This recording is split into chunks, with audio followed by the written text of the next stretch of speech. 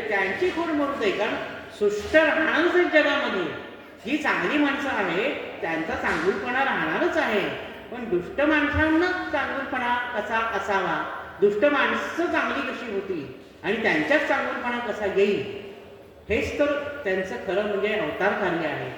की ज्यांनी कधी आजपर्यंत देवाला हात सुद्धा जोडलेले नसतात अशा लोकांच्या मनामध्ये परिवर्तन घडून आणून त्यांना आपल्याकडे खेचून आणणं हीच त्यांची जबाबदारी आणि याच्यासाठीच तर त्यांचा अवतार झालेला असतो.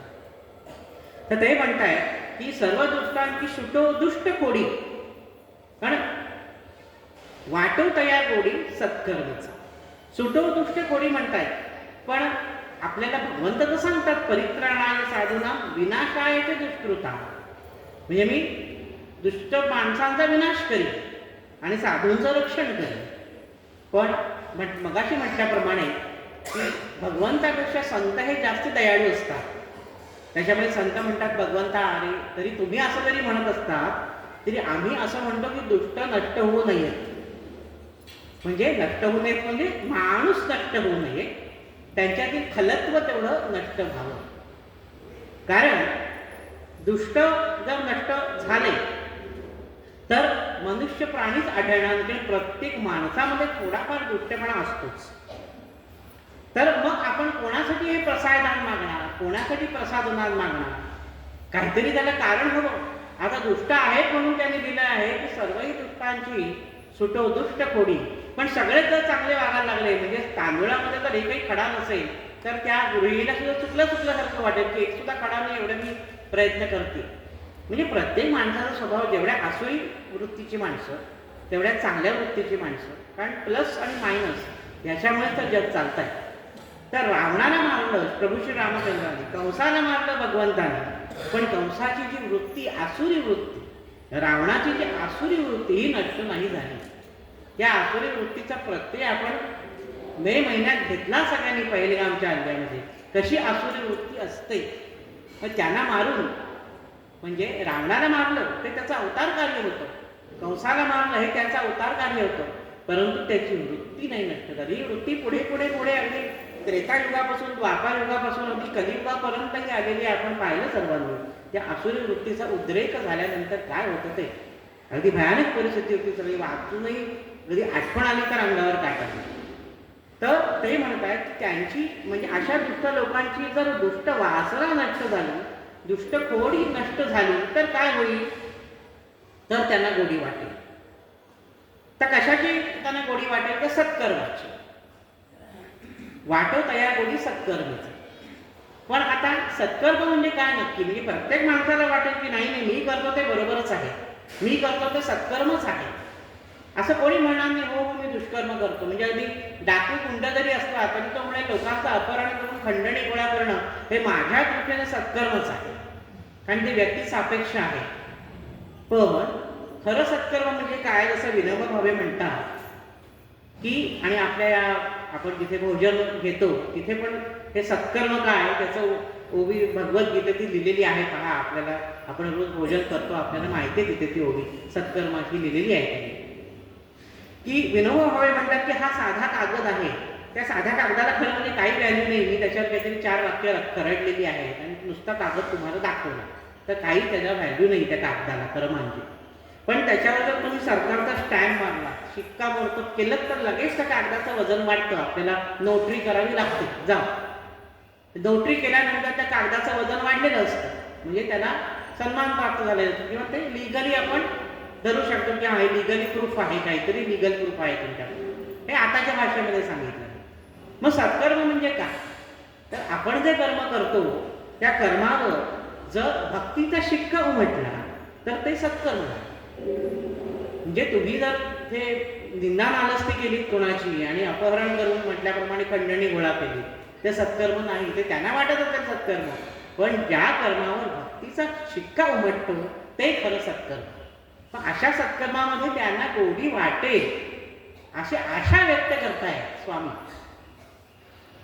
पण मग असं करण्यापेक्षा मग काही लोक म्हणतील जाऊ दे मग आम्ही कर्मच करत नाही, सत्कर्म पण नको आणि दुष्कर्म पण नको, कशाला करायचं. गीतेने सांगितलंच आहे. चुकीचा अर्थ खूप ठिकाणी येतो. म्हणजे आता तुम्हाला माहिती आहे, तुम्ही सगळे सुज्ञ आहात, तुम्ही सगळे ज्येष्ठ आहात. पण आपण बाहेर आपल्या गीतेची खूप ठिकाणी निंदानालिस्ती करणारे अनेक पोस्ट व्हॉट्सअपवर सर्रास करत असतात. कर्मण्येवाधिकारचा श्लोक समजून न घेता, त्याचा अर्थ न जाणताच त्याच्यावर टीका करणारे खूप लोक आहेत. पण टिळकांनी मात्र कर्म रहस्य सिद्धांत गीता रहस्य तो लिहिला, तो पूर्ण कर्म सिद्धांतावर लिहिलेला आहे. कारण गीता ही प्रत्येकाला प्रत्येकाच्या नजरेतून वेगवेगळी भासते. कोणी म्हणतं त्याच्यामध्ये तत्वज्ञान आहे, कोणी म्हणतं त्याच्यामध्ये सांख्य आहे, कोणी म्हणतं त्याच्यामध्ये फक्त आणि फक्त कर्मयोग आहे, कोणी म्हणतं फक्त आणि फक्त भक्ती सांगितली आहे. प्रत्येकाने प्रत्येकाच्या विशेष दृष्टीचा चष्मा घालून ती गीता वाचल्यामुळे त्याचा अर्थ आपल्याला वेगवेगळा दिसून येतो. तर मग आम्ही म्हणू की आम्ही दुष्कर्म पण करत नाही आणि आम्ही सत्कर्म पण करत नाही. मग काय करायचं? मग काहीच करू नये. पण मग कर्म सोडणं हे सुद्धा माणसाला शक्य नाही आहे. कारण कर्म सोडून देणं हे सुद्धा एक प्रकारचं कर्मच आहे. त्याच्यामुळे तुम्हाला कर्म सोडताही येत नाही. पण त्या कर्मावर जर भक्तीचा शिक्का उमटला, म्हणजे आम्ही म्हणतो की दूध उतू गेलं की आपण म्हणतो कृष्णार्पणमस्तु, म्हणजे ते कृष्णाला अर्पण. का असं बरं? कारण ते उतू केलेलं असतं, म्हणजे आपल्याला नको आहे आता ते ओट्यावर आणि गॅसवर सांडलेलं असतं म्हणून ते कृष्णाला अर्पण. पण मग प्रत्येक गोष्ट जर अशी तुम्ही त्याला अर्पण केली, तेच दिलेले ना तिथे यज्ञोशी यदर्शनाशी हा श्लोक दिलेला आहे. हा सुंदरच श्लोक आहे. ते तू मला अर्पण कर. म्हणजे लोकांना म्हणजे आता मी गीतेवरच्या जेव्हा प्रवचन करतो तेव्हा म्हणतात की कृष्ण किती हा काय म्हणतात अहंभाव होता. तो म्हणतो हे माझ्यात बघ, हे माझ्यात मी सारखं असं मी काय करतो म्हणे कृष्ण. कारण विभूती योगामध्ये त्यांनी सांगितलेलं आहे की मी ह्याच्यात आहे, मी त्याच्यात आहे. मासानाम मार्ग शीर्षोहम, ऋतूनाम कुसुमाकरहा वगैरे वगैरे अशी बरीच सगळी मी ह्याच्यात आहे, मी अग्नीत आहे, मी पाण्यात. मग सगळ्यात जर मी इतका अहंभाव कसा कृष्णाला? असे काही लोक ज्यांना हे समजत नाही ते प्रश्न विचारतात, मलाही विचारतात असे प्रश्न काही. पण नाही, तसं नाही आहे. त्याचं उत्तर वेगळं आहे. हा मी त्याचा अहंभाव नाही. तो म्हणतो की हे सोडून तू मला अर्पण. हे जर तू सोडलंस तर तुला त्याचा त्रास कमी होईल. तू धरून ठेवलं असं तर तुझ्या मागे मागे जाईल. म्हणून लोक म्हणतात आम्हाला गीता कळत नाही हो, गीतेचे असं सगळं कन्फ्युजन आहे. सगळं कन्फ्युजन असल्यामुळे मला समजत नाही. आम्हाला एक तर संस्कृत कळत नाही, ती वाचता येते म्हणून ज्ञानेश्वरांनी भावार्थ दीपिका लिहिली. आता तीही भाषा समजेना म्हणून स्वामींनी आपली इतकी सुंदर रसाळ अशी अभंग ज्ञानेश्वरी लिहिलेली आहे आपल्याला माहिती. तर मग नाही गीता वाचता येतं पहिला श्लोक वाचा. नाही हो, आम्हाला तोही जमत नाही. काय पहिला श्लोक? धर्मक्षेत्रे कुरुक्षेत्रे समवेता सभा मामका पांडवाचैव किम पूर्वत संजय, असा पहिला आहे श्लोक. ते वाचता येत नाही, मग अर्धा वाचा. नाही, मग एवढंच वाचा धर्मक्षेत्रे कुरुक्षेत्रे, बस. त्याच्यातच संपूर्ण खरं म्हणजे गीतेचं सार. आणि ह्या सत्कर्मी रती वाढव जे म्हटलेलं आहे याचं सार त्या पहिल्याच फक्त 2 शब्दांत धर्मक्षेत्रे कुरुक्षेत्रे. म्हणजे काय? क्षेत्रे धर्मं कुरु. अगदी शुद्ध संस्कृतमध्ये सांगायचं असेल तर क्षेत्रे धर्मं कुरु म्हणजे आपल्या क्षेत्रामध्ये आपण आपला धर्म करायचा. म्हणजे काय? हे जर तुम्ही जाणून घेतलं तर समजेल. म्हणजे जर तुम्ही शिक्षक आहात, तुमचं क्षेत्र काय? शिक्षकी पेशा, हे तुमचं क्षेत्र. मग तुमचा धर्म काय? की तुम्ही आनंदाने विद्यार्थ्यांना समजेल इतपत शिकवणं. प्रत्येक विद्यार्थ्याला गणित कळलं पाहिजे, प्रत्येक विद्यार्थ्याला सायन्स आलं पाहिजे. ह्या उद्देशाने जर शिक्षकाने शिकवलं तो शिक्षक धर्म झाला. आणि त्याचं क्षेत्र कुठं झालं? शिक्षण क्षेत्र, हे त्याचं क्षेत्र झालं. डॉक्टर आणि वैज्ञानिक त्यांची जी रुग्णसेवा आहे त्यांचं क्षेत्र आहे. ते योग्य प्रमाणे औषधोपचार केले तर रुग्णांना बरं वाटतं. आणि धर्म ही व्यापक संकल्पना. आपण फक्त त्याला हिरवा रंग आहे का भगवा रंग आहे असा रंगांनी आपण ते धर्माला रंग लावले. खरा धर्म जो आहे तो पुत्रधर्म, स्त्री धर्म, पती धर्म, हे ते धर्म जे आपण मानतो. आपण म्हणतो शेजाऱ्याने शेजार धर्म पाळला पाहिजे, मी नाही पाळला, अशी परिस्थिती. लोकांनी मला विचारलं का, मी 4 दिवस बाहेर गेले होते, पण त्यांनी विचारायला नको पहिलं अजून, काकू तुम्हाला चहा हवाय का, तुम्ही कुठे जेवणार? आता तर काकू हॉटेलमध्ये जाऊन जेवतात. पण पूर्वीच्या काळी असं नव्हतं, बेलवरून. पण शेजारचं जर कोणी गेलं गावाला तर तुम्ही विचारणार का त्यांना काय येता का आजच्या दिवशी जेवायला? नाही. मग शेजारच्यांनी शेजार धर्म पाळला. हे मी विरोधासाठी म्हणून सांगितलं. बुद्धा धर्म हा धर्म म्हणजे काय? क्षेत्रे धर्मंकुर, हे गीता सांगते.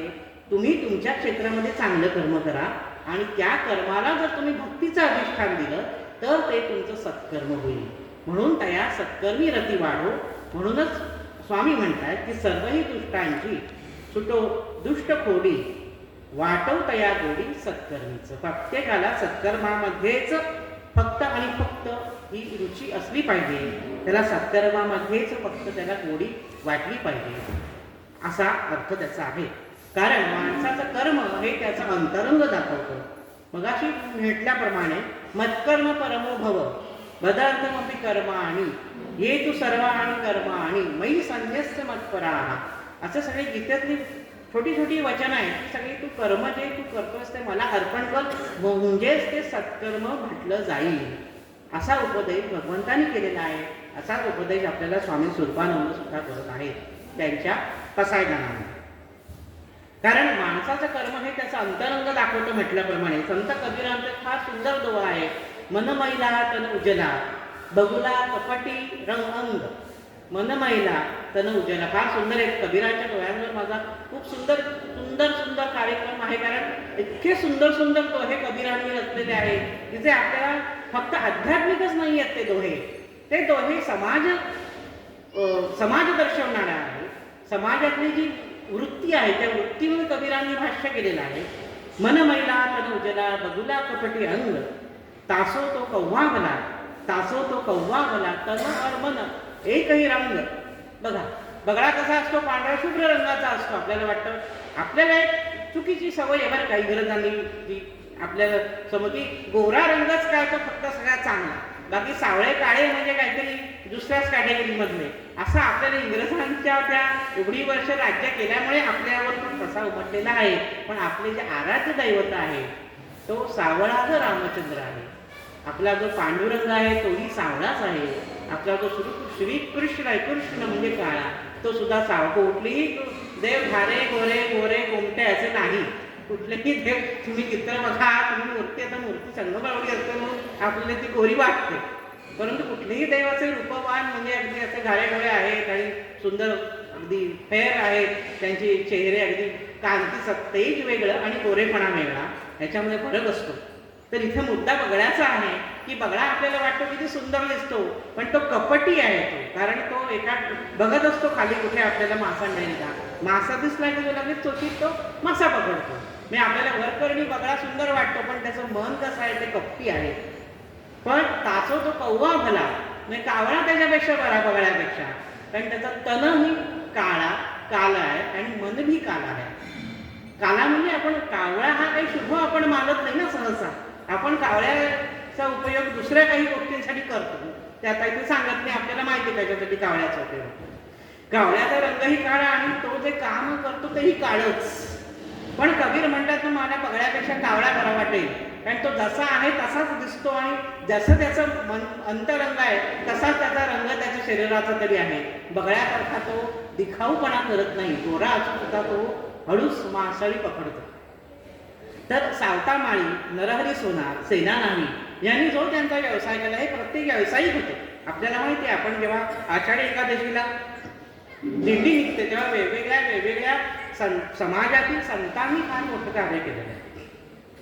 तर त्यांनी जो व्यवसाय केला म्हणून तर तो म्हणतो सावतामाळी कांदा मुळा भाजी मी नाही येऊ शकत विठ्ठलाच्या दर्शनाला, नाही जाऊ शकत, कारण कांदा मुळा भाजी अवघी मिठाई माझी, म्हणजे याच्यातच माझा विठ्ठल आहे. कारण मी जे करतोय, माझं जे कर्म आहे, फळभाज्या पिकवणं, धान्य पिकवणं, हे मी विठ्ठलाचं नाव घेऊन करतोय, कारण ते सत्कर्म. म्हणून एवढा सगळं सांगायचा इथे उपयोग कशासाठी की का त्यांनी ते अंडरलाईन, आता जेव्हा बोल्ड अंडरलाईन इटालिक, आता आपण म्हणू शकतो की सत्कर्मी रती वाढू म्हटलंय की सत्कर्मामध्ये त्यांना गोडी लागो. एवढ्या सगळ्या संतांनी जी सगळी कर्म केलेली आहे ही सगळी सत्कर्म आहे. आपण करतो तर ही सत्कर्मच आहे. परंतु ओम श्री रामकृष्ण हरी, ओम रामकृष्ण हरी म्हणत म्हणत जर आपण एखादं कर्म केलं तर नक्कीच सत्कर्मच होणार आहे. त्याच्यासाठी वेगळं काही आपल्याला करायची गरज नाही.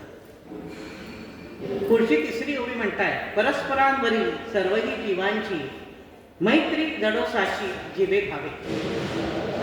आता पहा, इथे परस्परांवरी म्हटलेलं आहे बरं का, म्हणजे हाही म्हटलं ना किती विवेचन करावं. तर परस्परांवरील सर्वही जीवांची मैत्री जडोसाची जीवे भावे. आपल्याला ही ओवी वाचताना अतिशय सोपं वाटेल, अतिशय सोपं, आणि मुळात स्वामींचं सगळंच मागणं अतिशय सोपं आहे. सोपं म्हणजे सहज आपल्याला नीट विचार केला तर आपल्याला ते समजू शकतं. तर मैत्री म्हणजे काय, तर सौहार्द. आता एक उदाहरण आहे, असं मी वाचलेलं एका ठिकाणी की तुकाराम महाराजांना एका शेतकऱ्याने त्यांच्या शेतामध्ये बसवलं होतं. त्या शेतामध्ये पक्षी येतात, ते पक्षी दाणे खाऊन जातात आणि शेताचं नुकसान होतं. कदाचित त्यांनी बुजगावणं लावलं नसेल, तुकारामांना बुजगावणं म्हणून बसवलं असेल असे आपण म्हणू, कारण संतांना खूप खूप खूप त्रास दिलेला आहे खरं म्हणजे लोकांनी. आपल्याला सर्व संतांच्या चरित्रामध्ये आपल्याला आधी हेच दिसून येतं, पण तरीही ते कधी कोणावर रागवले नाही. मुद्दा असा की ते बसले भजन करीत पांडुरंगाचे, तर थोड्या वेळाने त्यांचे टाळ चिपळ्या यांचा आवाज ते भजन गाताना करत होते, तर आलेले सगळे पक्षी उडून जायचे. शेतकऱ्याला वाटायचं बा बरं झालं आपण यांना बसवलं, यांचा काहीतरी उपयोग होतोय आपल्याला, की बाबा ते पक्षी येत नाही ते उडून जातात, आपल्या शेताच्या धान्याचं रक्षण होतं. पण शेवटी तुकाराम महाराज ते सुद्धा संत म्हणजे तेही माऊली होते, त्यांना फार वाईट वाटायचं की अरे आम्ही इतके का निर्दयी आहोत की मी टाळ वाजवतोय, मी चिपळ्या वाजवतोय आणि हे पक्षी मला भिवून पळून जात आहे. म्हणजे परस्परांवरील सर्व ही जीवांची जी आहे, तर त्यांना त्या पक्ष्यांचा सुद्धा एवढा कळवळा की त्यांनी पांडुरंगांना आळवणी केली की अरे बा पांडुरंगा, हे माझ्या भजनाच्या आवाजाने, टाळ गांधांच्या आवाजाने हे पक्षी पळून जात आहे. मग त्यांनी भगवंताचा धावा केला आणि नंतर हळूहळू असं झालं ते पक्षी त्यांच्या अंगावर येऊन बसायचे. त्यांच्या शेत सोडून, शेत खात नव्हते ते पक्षी, म्हणजे शेतकऱ्याला हवा तो परिणाम झालाच, पण तुकारामांचंही समाधान झालं की ते घाबरून पळून नाही गेले, ते तुकाराम महाराजांच्या आजूबाजूला वावरत होते, त्यांच्या अंगाखांद्यांवर बसत असे. का? कारण परस्परांवरील सर्व जीवांची मैत्री दडोसाची जीवे बाबा, हे सगळं या संत मंडळींनी त्यांच्या संपूर्ण अनुभवातून दाखवून दिलेले आहे की ही मैत्री कशी असेल. जीवाभावाची मैत्री म्हणजे दुसऱ्याच्या मनातलं जाणणं, ही खरी मैत्री. सौहार्द आपल्याला अशी अनेक उदाहरणं माहिती आहेत. मैत्री म्हणजे स्नेहभाव. जसं माऊलींनी रेड्यामुखे वेग बदवले, कारण ते म्हणतात माझा आत्मा तोच त्याचाही आत्मा मला जर म्हणता येत आहे तर तो का म्हणणार नाही, म्हणून रेड्यामुखे वेग बदवले असं. आणि ही खरी गोष्ट आहे, म्हणजे कोणी कितीही जरी त्याच्यावर आक्षेप घेतला तरी ही गोष्ट खरी आहे की त्यांनी रेड्यामुखे वेग बदवले होते. मुद्दा काय आहे की परस्परांवरी, म्हणून तर ते, कारण त्यांना आधीचा एक्सपिरियन्स होता आताच्या भाषेत, त्यांना एक्सपिरियन्स होता म्हणून त्यांनी हे लिहिलेलं आहे की परस्परांवरी सर्व ही जीवांची. स्वामी नाही असंच आहे की सर्व प्राणीमात्रांचा एकमेकांमध्ये जीवाभावाची मैत्री असू दे, अशी त्यांची तिकडे धारणा आहे. कारण मैत्री म्हणजे निरपेक्षपणे दुसऱ्याचं हित पाहणं. त्याच्यामध्ये श्रीकृष्ण अर्जुनाची मैत्री आपल्याला माहिती आहे, सुदामा आणि श्रीकृष्ण याची मैत्री, आपली मैत्रीची बरीच उदाहरणं आहे. परंतु भगवंत एकदा का ते अशी सुखासुखी मैत्री करत नाही. जेव्हा सुदामाला घेऊन, ती सुदामाची गोष्ट पुढची आपल्याला माहिती आहे, पण त्याच्यामध्ये काय घ्यायचं आहे की एकटेच गुरुमाऊलीने दिलेले पोहे आणि चुरमुरे त्यांनी खाल्ले आणि कृष्णाने डोळे उघडल्यानंतर तो म्हणाला गुरुमाऊलीने काही दिलं नाही रे, असं म्हटल्यानंतर खोटं बोलला तिथे कृष्णासमोर. आणि सुदामा म्हणाला की सुदामाने कृष्ण फोडला होता जेव्हा त्याच्या मांडीवर. हे आपल्याला गोष्ट माहिती, तेव्हा सुदामाने ते काय पाय वगैरे चेपले असतील, मंगमर्दन करून दिलं असतील, सुदामाने केलेलं आहे ही गोष्ट. आणि त्याने त्याच्या नकळत चुरमुरे चणे फुटाणे जे काही खाल्ले आणि खोटं बोलला. पुढे आयुष्यात त्याला दारिद्र्य आलं, ही गोष्ट माहिती आहे. पण जेव्हा तो गेला कृष्णाच्या दरबारी, तेव्हा कृष्णाने या सगळ्याची परतफेड केली.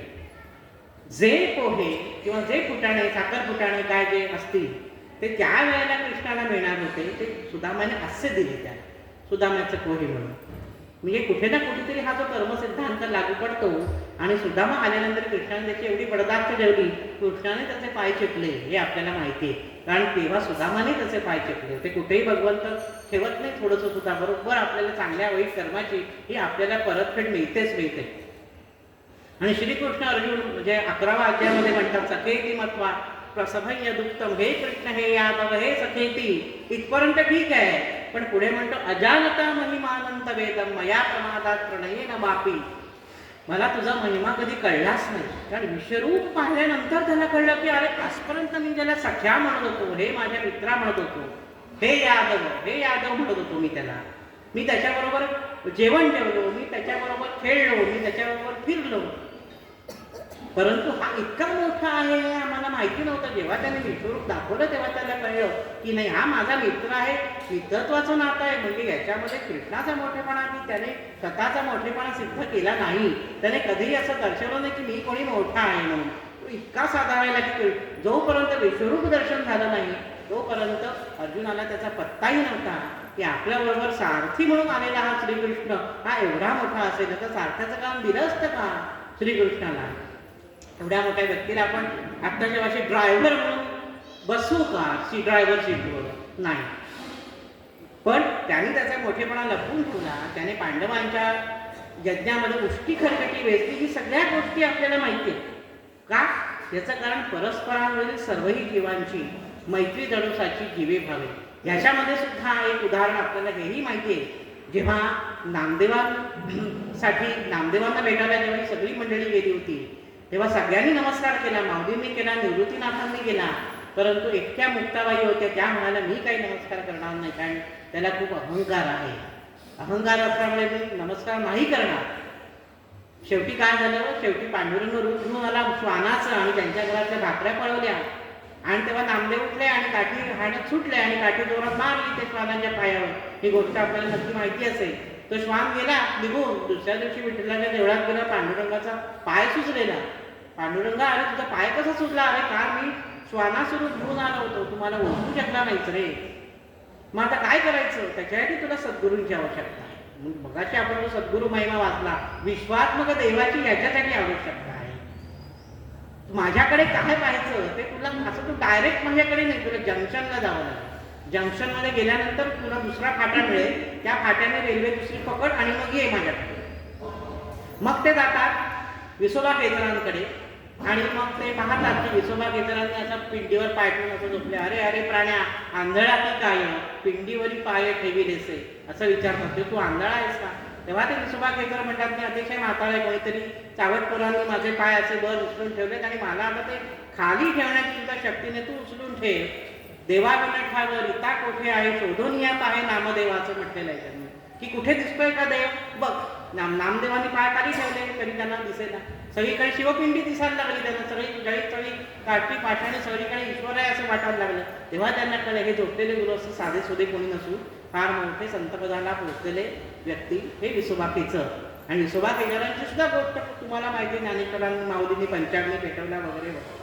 या सगळ्या गोष्टी आपण वाचतो ऐकतो, पण त्यातनं बोध काय घेता, याच्यातून शिकायचं काय नक्की?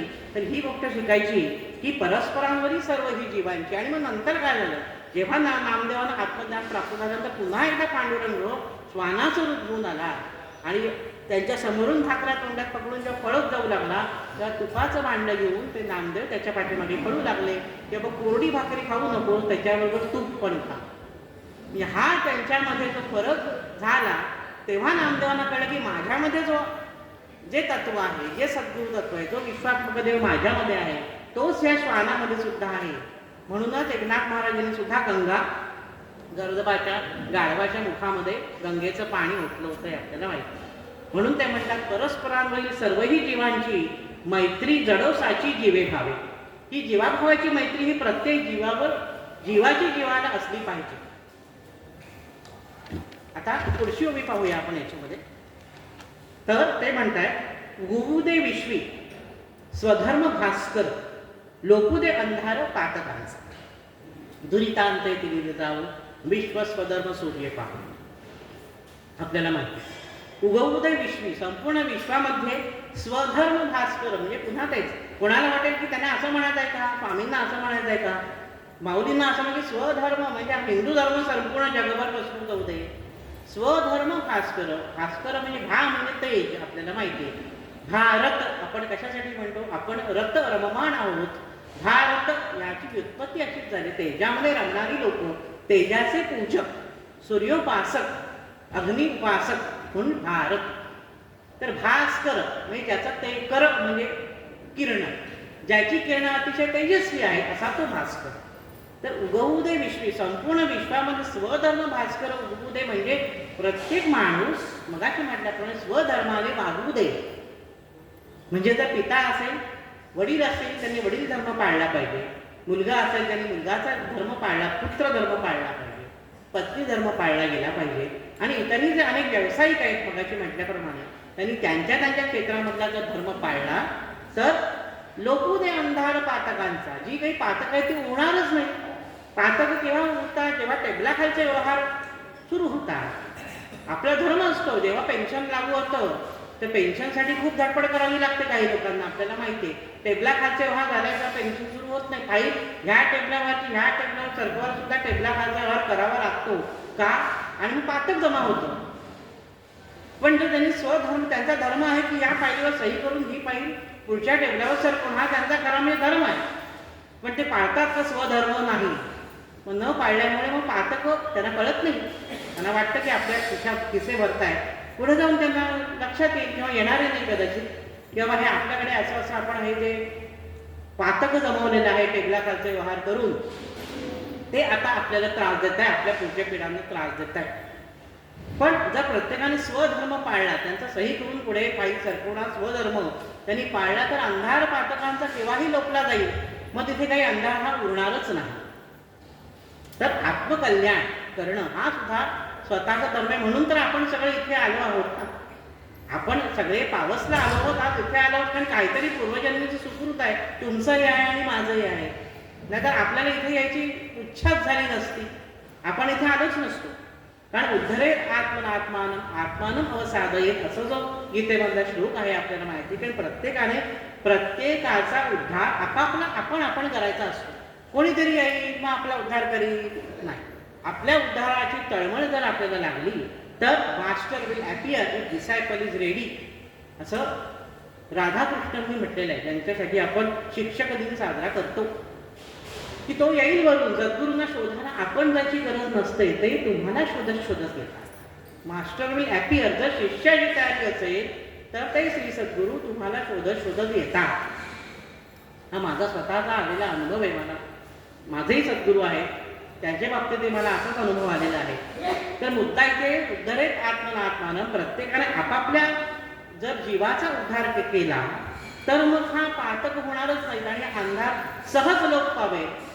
त्याच्यासाठी वेगळं काहीच करायची गरज नाही. स्वधर्माचं पालन करा आणि ईश्वराचं स्मरण करून जर सत्कर्म केलं तर मग पातक नाहीशी. करीतील प्राणी, पुढची ओवी पाहू आपण, 6वी ओवी आणि 7वी, अशा 2च ओव्या आहेत आता फक्त. करतील प्राणी जी जी वांछा येथे, प्राप्त हो त्यांते ते सर्व. जो जे वांछील ते तो ते लागू. आता याच्यामध्ये म्हणतं असं कसं, मग कोणी काही इच्छा करेल, वाईट इच्छा करेल, मग ज्ञानेश्वर माऊली किंवा आपले स्वामी असं कसं म्हणतात, करीतील प्राणी जी जी वांछा येते, प्राप्त हो त्यांते ते सर्व. असं प्रत्येकाला जर सगळं मिळालं तर काय आहे जगामध्ये, मग कशासाठी प्रयत्न करायचे. जसं कुंती म्हणते शेवटी की मला तू फक्त दुःखच दे, दुःख दिलं तर मला तुझी आठवण मी काहीतरी कमी ठेव माझ्यामध्ये. हे मला जे सगळं हवं तर तू दिलं तर कोण जाणार आहे भगवंताकडे मागायला, अजिबात नाही. मी आपण त्याच्याकडे बघत तेव्हाच बघतो. म्हणजे हरिपाठ एक काहीतरी सुंदर आहे की हरी आपल्याला पाठ फिरवतो. जर आपण हरिपाठ संकटकाळी हरिपाठ, आपल्याला फक्त संकट काळातच हरिपाठ आठवतो.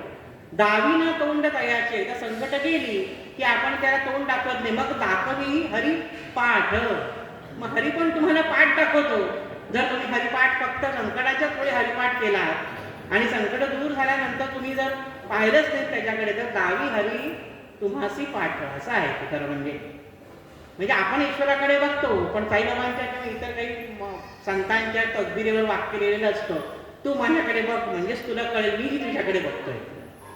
म्हणजे आपलं लक्ष नाही त्यांच्याकडे, म्हणून आपल्याला वाटतं की त्यांचं आपल्याकडे लक्ष नाही.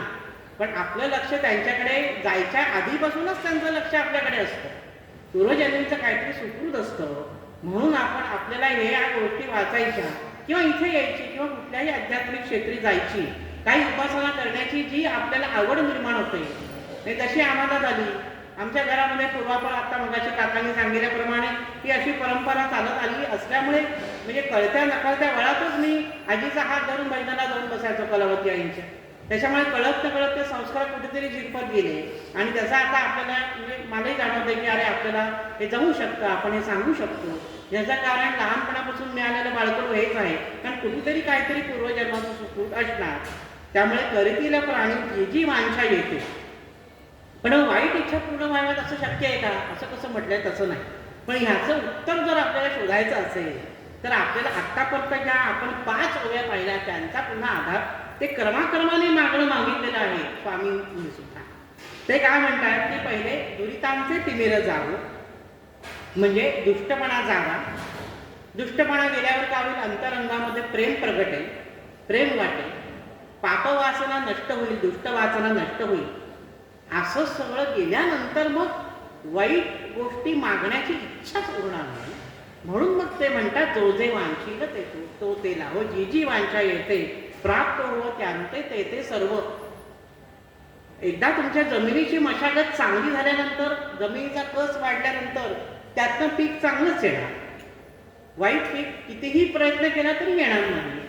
मग तसं तुमच्या जमिनीची मशागत, तशी लहानपणापासून जर तुमच्या मनाची मशागत चांगली झाली तर तुमच्या मनामध्ये चांगल्याच इच्छा निर्माण होणार, म्हणजे चांगलीच वांछा निर्माण होणार. म्हणूनच करतील प्राणी जी जी वांछा येते प्राप्त हो त्यांते ते ते सर्व. तर चांगली इच्छा असेल, तर चांगली इच्छा असेल तर ते त्यांना चांगलं मिळालंच पाहिजे, तरच या सगळ्याचा उपयोग आहे. ना तर काय उपयोग या सगळ्याचा? कशी तुम्ही मनामध्ये इच्छा करता, म्हणजे अंतमती सा गती असं म्हणतात. मृत्यूसमयी आपल्या डोक्यामध्ये जो विचार असेल ना, तर आपल्याला हेही उदाहरण माहिती असेल. कोकणामधलं काय असं कुठलं उदाहरण सांगतात की मरणासन्न झालेल्या आजोबा, तुम्ही ही गोष्ट ऐकली असेल, वाके वाके आपले म्हणत असतात थरथरत्या आवाजामध्ये. अगदी आत्ता जातोय प्राणी का नंतर वाके वाके वाके. म्हणतं काय सांगायचं आहे बाबा, काही वासुदेवा केशवा म्हणायचं आहे का? म्हणून आपले लोक त्याला ती पूर्वीची मात्रा नावाचा प्रकार आयुर्वेदामध्ये, ती मात्रा चाटवल्यानंतर क्षण थोडा वेळ तरतली येते, तर ती काहीतरी मात्रा चाटवतात म्हणे, की आजोबांना काही वाके वाके म्हणायचं असेल, वासुदेवा केशवा वगैरे काही म्हणायचं असेल. कारण शेवटी माणूस सगळं किती पाप करीत शेवटी हरेराम म्हणूनच जातो शेवटी. तर त्यांना म्हणायचं असतं, ते बघा त्या खिडकीमध्ये वासरू आहे आणि ते केरसुणी खात आहे. म्हणजे माणसाची जी अवस्था आहे की वाके वासरू केरसुणी खात आहे, वासरू केरसुणी खात आहे. म्हणजे वासुदेवा केशवा हे शेवटपर्यंत येत नाही, पण सगळे अजामिळ नसतात. आणि अजामिळ होणं, अजामिळाची गोष्ट ही खूप जुनी आहे. आपण फक्त ती श्रीमद भागवतात आम्ही सांगतो भागवत हे करताना. आपण त्यांनी नारायणा नारायणा आयुष्यभर म्हटलं, मुलाचंच नाव नारायण ठेवलं, पण सगळ्यांना असं जमत नाही, कारण ती जीभ वळतच नाही. जोपर्यंत लहानपणापासून जर मशागत नाही झाली तर शेवटच्या क्षणी त्याचं नाव तुमच्या मुखामध्ये येणार नाही. आणि त्याचं नाव नाही आलं तर तुम्हाला जे काही मुक्ती मुक्ती आपण म्हणतो, मोहाचा क्षण, हे पण विनोबा भावेनीच म्हटलेले, मोहाचा क्षय होणे. डायबिटीज आहे आणि खूप पेढे समोर ठेवले, नाही खायचे पेढे, त्या दिवशी तुम्हाला मोक्ष मिळाला, कारण मोहाचा क्षण तुम्ही टाळला किंवा तुमच्या मोहाचा क्षय झाला. डायबिटीज असून श्रीखंड नाही खाल्लं तर तेव्हा तो काय मोक्ष मिळतो. कारण मोक्ष प्राप्त झालेला माणूस काय बोलून आजपर्यंत कधी खाली आला नाही सांगायला की मोक्षामध्ये असं असं घडतं. मोक्ष म्हणजे काय, की मुक्ती मिळते. म्हणजे पुन्हा आपण आध्यात्मिक दृष्टीने विचार केला तर पुन्हा आपल्याला जन्म घ्यावा लागत नाही. पण तरीही तुकाराम महाराज म्हणतात की पुन्हा पुन्हा आम्हाला सुखे घालावे आम्हासी, पुन्हा पुन्हा गर्भवासी आम्हाला घाल, आम्हाला ईश्वराची आराधना करायची, असंही तुकाराम महाराजांनी म्हटलेलं आहे, आपल्याला माहिती. तर मुद्दा इथे आहे, मुद्दा असा की करतील प्राणी जी जी वांछा येते प्राप्त हो त्यांते ते ते सर्व. आधीच तुमची मशागत चांगली असेल तर तुमच्या मनात फक्त आणि फक्त चांगल्याच इच्छा येतील आणि त्या पूर्ण करणं हे श्री सद्गुरूंचं काम आहे आणि ते होतं. विश्वात्मक देव जो आहे तो ती इच्छा पूर्ण करतो. आणि आता शेवटची ओवी 7वी, सर्व सुखी पूर्ण होवोनी त्रिलोक नित्य भजो एक ईश्वराते. आता संत सर्व सुखी पूर्ण होवोनी त्रिलोक हे फक्त संतच सांगू शकतात बरं का, आपण नाही म्हणू शकत असं. कारण संत म्हणून तर ते संत असतात, ते अमृताच्या समुद्रासारखे असतात. गुरु म्हणजे अक्षरे 2, अमृताचा समुद्र जाणं, असं ज्ञानेश्वर माऊलींनीच म्हटलंय. अमृताचा समुद्र आहे ते. इथे रत्नागिरीजवळ खाऱ्या पाण्याचा समुद्र आहे, आमच्या इथे मुंबईजवळ पण खाऱ्या पाण्याचा समुद्र आहे. आपल्या मनामध्ये पण समुद्र असतो, विखाराचा असतो, विकारांचा समुद्र असतो, विखाराचा समुद्र असतो. हा आहे हा खारा पाण्याचा समुद्र. पण हे जे सद्गुरू आहे, हे जे आपले स्वामी स्वरूपानंद आहे, ते अमृताच्या समुद्रासारखे आहे. इथे सर्व सुख म्हटलेलं आहे बघा, सर्व सुखी पूर्ण, नुसतं सुख नाही. पण सुख हे आंशिक सुख पण असू शकतं, सामान्य सुख पण असू शकतं. पण सर्व सुख म्हणजे काय, तर आत्मिक सुख. सर्व या शब्दाची व्याप्ती विष्णू सहस्रनामात आहे बघा. सर्व शिवस्थान अशी ओळ आहे किंवा विष्णू सहस्रनामात आपण म्हणत असाल, आपल्याला माहिती असेल. तर त्याच्यामुळे सर्व हे पण एक त्याचं नाव आहे, शर्व हेही त्याचं नाव आहे. तर सदा सर्व काळ अविनाशी अशा सुखाची प्राप्ती सर्व प्राणी मात्रांना व्हावी, म्हणून सर्व सुखी पूर्ण असा शब्द इथे स्वामींनी योजलेलं आहे की सर्व सुखाची म्हणजे जे सुख अविनाशी आहे, जे आत्मानंद प्राप्त व्हावा. कारण स्वामींची जर आपण मुद्रा पाहिली म्हणजे आपण पाहत असतो फोटोमध्ये, त्यांच्या प्रतिमेमध्ये, त्यांच्या मूर्तीमध्ये स्वामी आहेत, स्वरूपानंद आहे, इतरही जे सगळ्यांची मुद्रा अशी शांत असते. कारण त्यांना इतकं आत्मिक समाधान लाभलेलं असतं की त्यांना बाकी कशाचीच गरज नसते. आतापर्यंत हे जे स्वामींचे आपण इथे फोटो पाहतो त्यांची अशी ती मुद्रा एकदम हास्य, एकदम शांतपणे, आणि त्यांची नेत्र पण असं स्थिरावलेले आहेत की ते अशा त्यांच्या एका तंद्रीमध्ये आहेत असं आपल्याला वाटतं. ते असे कोणाकडे असे बघतानाचे फोटो काही फारसं नाही, तर खाली बघता नाही, तर त्यांची समाधी एका विशिष्ट त्यांच्या त्या लिंक म्हणतो ना आपण, लिंक तंद्री लागलेली आहे, तर ती आत्मानंदात निमग्न असतात. आणि अशा आत्मानंदाच्या अनुभूतीची प्राप्ती इतरांनाही व्हावी यासाठी त्यांची तळमळ आहे. म्हणून ते विश्वात्मक देवालाही प्रार्थना करतात. ही जी पहिली ओळ आपण वाचली विश्वात्मक देव, की हा विश्वात्मक देवाचा संबंध प्रत्येक ओवीशी आहे. स्वामींच्या पसायदानामध्ये सुद्धा आणि माऊलींच्या पसायदानामध्ये सुद्धा. तर ते म्हणतात सर्वसुखी पूर्ण होवोनी त्रिलोक, तिन्ही लोक पूर्णपणे सुखी व्हावे, ते येणे वरे ज्ञानदेव सुखी याचा. आपल्याला माहिती आहे शेवटची ओळीत आहे, नित्य भजो एक ईश्वराचे. संपूर्ण जगावर सगळ्यांवर मांगल्याचा वर्षाव करणारा ईश्वर. आपल्याला माऊलींच्या याच्यात ईश्वर निष्ठांची मानली आहे, म्हणजे त्यांचा समूह निर्माण व्हावा ज्यांची ईश्वरावर निष्ठा आहे. पण आपण जरी इथे असलो आत्ता स्वामींच्या सानिध्यात, तरी आपण नश्वरनिष्ठ आहोत, आपण ईश्वरनिष्ठ नाही. कारण आपल्याला नश्वर गोष्टींची अजूनही काळजी असते की आपलं हे कसं होईल, आपलं हे कसं होईल, मला पैसा कसा मिळेल, माझ्या मुलाचं हे होईल का, माझ्या मुलीचं लग्न होईल का, वगैरे वगैरे अनेक विवंचना. माणूस आहे म्हणजे प्रत्येकाला ते ऐकणारच. पण आपण नश्वरनिष्ठ आहोत. पण ते स्वामी म्हणतात ईश्वरनिष्ठची बांधी आली म्हणजे त्यांचा समूह निर्माण व्हायला पाहिजे, कारण ते मांगल्याचा वर्षाव करणारे आहेत. सर्व सुखांनी पूर्ण होऊन या लोकांनी त्या एकमेव ईश्वराची भक्ती करावी. एकमेव ईश्वर म्हटलेला आहे त्यांनी, म्हणजेच तो विश्वात्मक देव. आणि हा ईश्वर चराचरी व्यापून उरलेला आहे, म्हणून नित्य भजो एक ईश्वरात आहे. अशा प्रकारे स्वामींचं जे पसायदान त्याच्या संबंधी थोडंसं विवेचन मी केलं. आणि आता एक छोटासा त्याचा पुढचा भाग, एक 10 मिनिटं मी अजून त्याच्यावर विवेचन करणार आहे. 5:30 वाजले. एक 10 मिनिटातून एका वेगळ्या भागावर मी विवेचन करणार आहे. तर एक स्वामींचं पसायदान हे जे आहे ते आता मी पुन्हा एकदा फक्त ओव्या म्हणतो, आणि मग स्वामींच्या पसायदानावरचं निरूपण थांबून एक छोटासा वेगळा विषय मला काकांनी आणि काकूंनी पण त्या दिवशी सांगितलं होतं की हा एक छोटासा श्लोक आहे, त्याच्यावर थोडंसं बोला. तर त्याच्यावर थोडंसं मी बोलणार आहे. आता हो तोष विश्वात्मक देवा, देखो निबरवा वाग्यज्ञ हा. सर्व ही दुष्टांची सुटो दुष्ट खोडी, सर्व ही दुष्टांची सुटो दुष्ट खोडी. वाटो तया गोडी, वाटो तया गोडी. सत्कर्मीच सत्कर्मीच परस्परांवरी सर्व ही जीवांची, परस्परांवरी सर्व ही जीवांची.